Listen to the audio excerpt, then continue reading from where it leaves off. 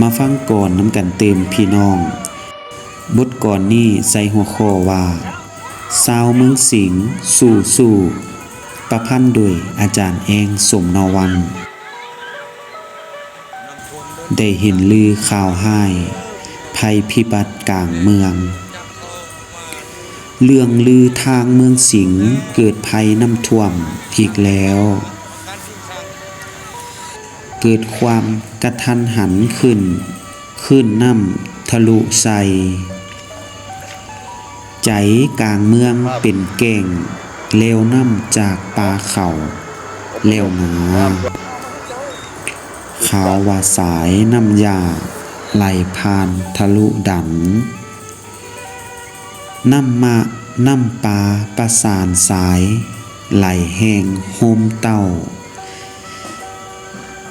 เข้าหนทางเฮือนบ้านผ่านนาสวนหัวไห้ปวงประสาหำไห้บททันเมียนเครื่องของว่าเดโอ้ยฟ้าคือมาโหดไห้ลงโทษประสาแท้เดหลวงน้ำทาคือมาสวยเกิดภัยซ้ำน้ำท่วมความเสียหายยากยุ่งหลวงน้ำทานักหน่วงตกมาสวงมือนี้พัดมาท่วมเมืองสิงห์อีกเดคือว่าเป็นจังซี่สวรรค์ก็มีตาบ่นอฟ้าคือมาประหารฮาวีพี่น้องเกิดภัย2-3 ครั้งทำลายนักหน่วงปวงประสาเดือดร้อน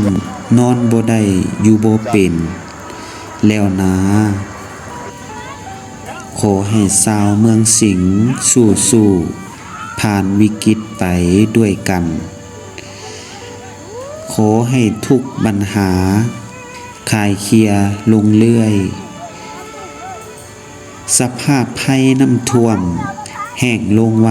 โดยด่วนให้เห็นใจมวลพี่น้องผู้ยากยุ่งหลังน้ำตานั่นแล้ว